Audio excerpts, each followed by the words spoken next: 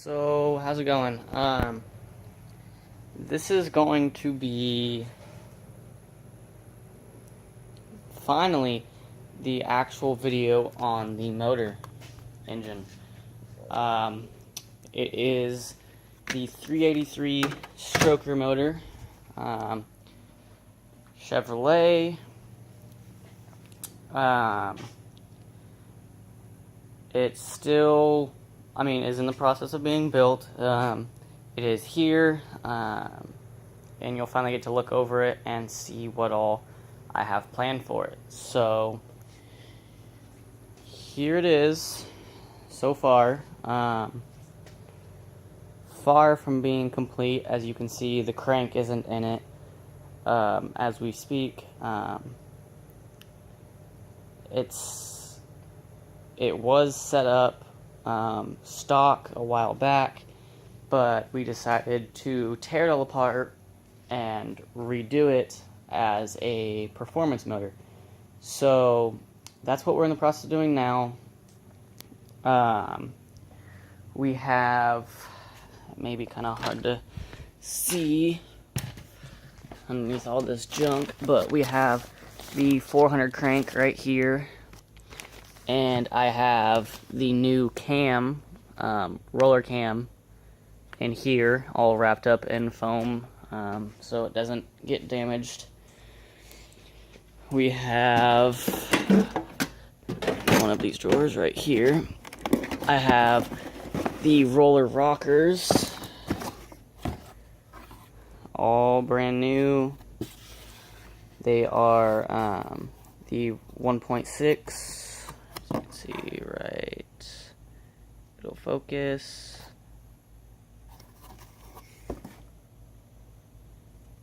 Let's see if I can get it to focus here. There we go. 1.6. Got all of the whole kit in here. Everything's in there, but those will be going in there soon. Right now, the stock rockers are in there. Let's see if I can pull off one of these valve covers.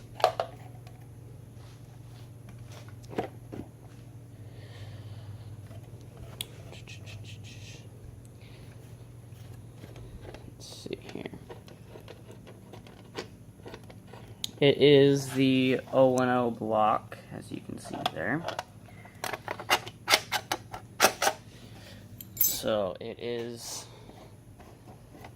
a factory 350 that has been bored 30 over. I believe this motor came out of a 76 pickup. So here's all of the stock rockers. Nothing special, they're all stock. Stock springs as of right now. We will be getting some stronger springs in there to hopefully raise some compression. We got,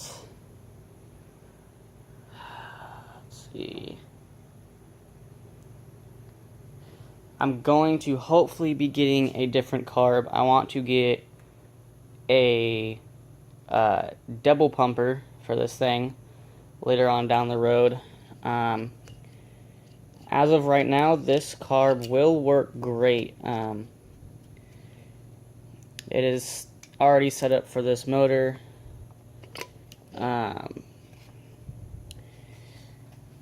But for the time being, it will work fine. Here's our Edelbrock Performer intake here. As you can see, it is dirty. This motor has been sitting for a little while, but it all has to be pulled apart and redone anyways to get the crank and the new camshaft and everything in there. Right now it has a slightly bigger camshaft already in it, but not what I want in it. Don't know exactly where that other nut went. Hopefully it didn't fall down inside there. Oh, there it is. Okay, so anyways, it's not exactly what I want, so trying to get a little bit more out of it, and that is our way of doing so. But it's going to be a very, very fun build. I don't know if I'll ever stop changing stuff on it, but as of right now, it is getting set up the way I would like it to. So that's all that I care about for the time being. But I'll put the rest of those on in a minute. But this is our HEI distributor, sitting right here. That is already has a new rotor in there. Everything's good to go. Here's our, I believe these are, what brand were they? What brand? I forget what brand they are, but these are long tube headers that will be going on there. They are for a small block Chevy. I do have a cold air intake for that motor right there too. Right now I don't have it in here, but I do have it. I'll probably go grab it here in a minute. But so far that's what's going on with this thing. And let me give you, don't mind the mess in here, guys. I got a lot of stuff just laying around. But I got all of my interior trim pieces for the truck. Got my headlights, my gauge cluster there. I got my seat belts here, which these actually have to be put over here.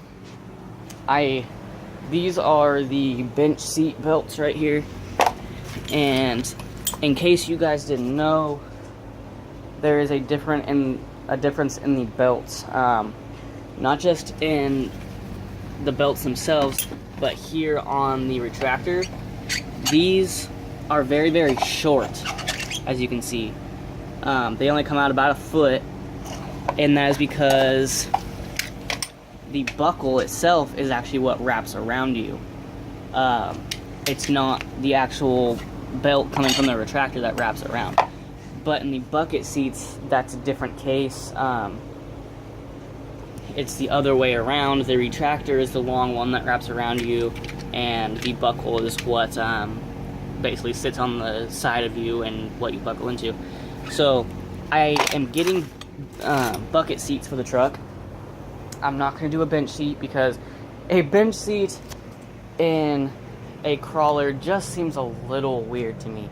I could do some carving into the bench seat and, kind of make it cradle me a little bit more, but then it just completely takes away from the seat itself, and I don't think I want to go through that much work. The seats I'm getting are coming out of an 86 Chevy pickup, and they look like they have they look like they'd cradle me pretty well. I do have some pictures of them, but I don't have them here now. So if I have them by the time I put out the next video, which might be tomorrow, so I doubt I'll have them then, but I will get those in the shot, and I'll show you those. Great seats. They're leather, which is okay. It'll bug me a little bit here in California weather. Northern California, it's been getting pretty hot, but that's okay. I'll just buy some seat covers and call it good. Also, I found these just a while ago. These are these small block Chevy tight fit headers. These came off of like a like a 327, I believe, out of a Chevy Nova that my dad had a while back. And I have the pair, but I don't know. I may end up using those, but I doubt it. Because I do want to run somewhat of an exhaust. People are giving me crap because I want to run a little exhaust on this thing. They're like, oh, it's a crawler, why don't you just run open headers, blah, blah, blah, blah. I don't want to run open headers for the simple fact that I don't want to have to go through exhaust valves every few months. People say, oh, it won't hurt it, it's not going to do anything. I've witnessed a couple times where running open headers for a long period of time, especially when you're running the motor hard, is not good on the engine. Because there's no back pressure. There's no back pressure whatsoever. It's just straight through. And everyone's like, oh, you don't need back pressure. I mean, the more airflow coming out is the best, blah, blah, blah. No, you do need back pressure in a motor. Basically, when you don't have back pressure, it makes it harder for your exhaust valves to close completely, and you get a little too much airflow coming through them. So basically, when your exhaust stroke is done and it's coming out, it'll push it through, and as there's still air coming out, when they start to close, it'll still be trying to push more out because it just has that free room to just blow through. And then you have exhaust coming out of your other cylinders that'll run up to it, and you end up getting burnt exhaust valves. It's not nice, it's not fun, but I'd rather not have that happen, so I'm going to be running a small exhaust. I just want to run something short, just to give it a little bit of back pressure, because the long tube headers, here's the engine bay, the engine will sit right in here, the long tube headers will run down, come underneath, they're under frame headers, so they'll run underneath, and they'll come back, and the headers should stop about right here, right where this bracket's at. This is for my other side step. I have one side step on, but right here, this is where they should stop. Then from there, I think I'll just run probably a 3-inch exhaust, because they are 3-inch headers. I think I'll run 3-inch exhaust back through here, and probably just have the exhaust dump out somewhere around here underneath the back of the cab, just to get it away from there. And that way it's not so obnoxiously loud, and it's not burning my exhaust valves. I don't know if I'm going to be running any type of muffler. If I do run a muffler, it's either going to be a 10 series Flowmaster or some type of shorty glass pack of some sort. Something small, something I can just put in there and not have to worry about, but doesn't take away from that nice, aggressive sound that I'm looking for. But so far, that's what's going on. That's the motor in there. I'll go take you, get one last good look at it. So, here it is.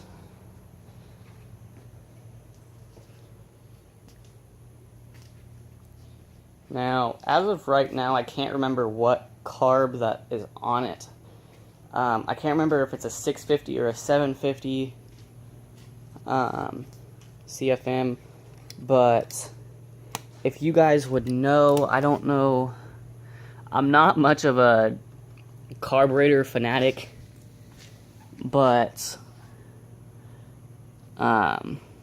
if you guys would be able to know, and you guys know, maybe you could leave a comment and say, tell me what it is. It has some stamps here on the butterflies. Don't know if that would tell you anything. It's got one right here. It is a Quadrajet.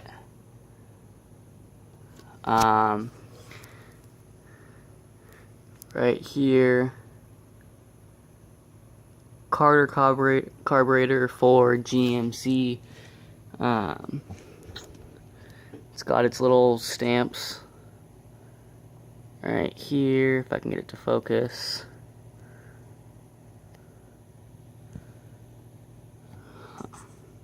Come on, focus. There it goes. It's got its little stamps there. But if you guys know what this is, what carburetor this is, that'd be great to know. I do want to run a 750 carb. Maybe my dad will know what that is, I'm not sure. If that isn't a 750, maybe it'll work for now, but I want to eventually get a 750 double pumper. That would be awesome. But for right now, that should work. That'll be good. This intake looks kind of yellow. It is a polished aluminum, but because it's been sitting for so long, you can see right here, it is aluminum, but the clear coat actually just kind of faded and got kind of yellow. But I'll probably end up taking it off and polishing it up and cleaning it up. The whole motor is going to get nice and cleaned up and be ready to go before it goes in, but the headers are going to get a nice coat of high temp paint. But that's what's going on now. Video's getting kind of long. I'll just do like a quick run around of the truck. I'm not sure if you guys watched the slideshow or not, but here it is, sitting in all its glory. Still stripped as ever, but it's doing its job. The back window looks nice. I still have yet to get that seal for the back window, but and also this door, the handle, from somebody slamming it, there's a dent somewhere right here, like as if someone was inside and they grabbed it and were slamming it shut. There's a dent in there, but because of that, it's causing this door handle to pull on the sheet metal. So I'm gonna have to probably pull this out nice and tight and ding up the door a little bit right here to try to get some strength back in there, but for right now it's okay. They open and close nicely. The interior of the doors are blue, but the whole truck's getting painted at some point.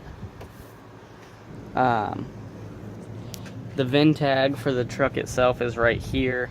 If you guys didn't know, the doors and front clip came off of a Blazer. I think it was an 81, but all the Blazer information is right here on the door, which is kind of cool. At least it shows where the doors are from. But the inside of the truck isn't looking too bad. It is really dirty right now, but that's okay. I have all my wiring stuff down here. Still has yet to be gone through.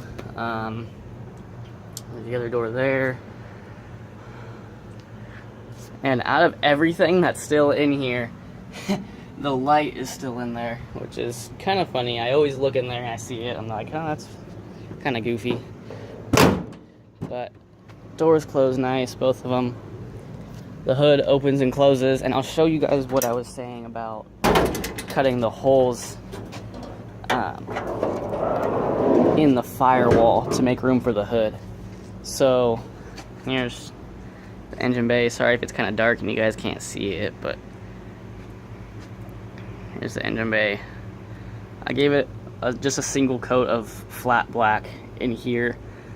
I ran out of paint right before I could get the rest of that, but that's okay. It doesn't have to be perfect right now. It's not going anywhere.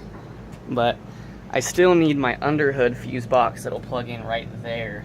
I haven't found one, but here's those holes that I had to cut for the hood, because the brackets right there kind of arched down. I don't know if you guys can see it. I can't really see it. It's bright out here. But here you go. So here's the brackets. They come down and they kind of arch down into a V. And as the hood is closing, they kind of have to retract into the firewall. But so I had to cut those holes for it in order for it to close. The radiator is just kind of sitting in there right now, but that's what I had to do. So that's where it sits right now. So yeah. Oh, and eventually I will be getting wheels for this. I have somebody that wants to trade me my stock 93 Chevy wheels for a full set of mags, 16-inch mags wheels. I believe they have tires on them. The tires aren't the best, but they'll work for now. All I want is the wheels. So I will be getting some 16-inch mags for the truck. The only thing I'm worried about is eventually taking it off-road and denting them or cracking them or something, because they are aluminum. But that's okay. Hopefully by then I'll have some steel wheels, or maybe they'll hold up. I'm hoping they'll hold up. So that's what's going on now. That will be the end of this update. So as always, like, comment, subscribe, and send your friends here, and hopefully they like what they see. So yeah, that's it. Have a nice time, guys.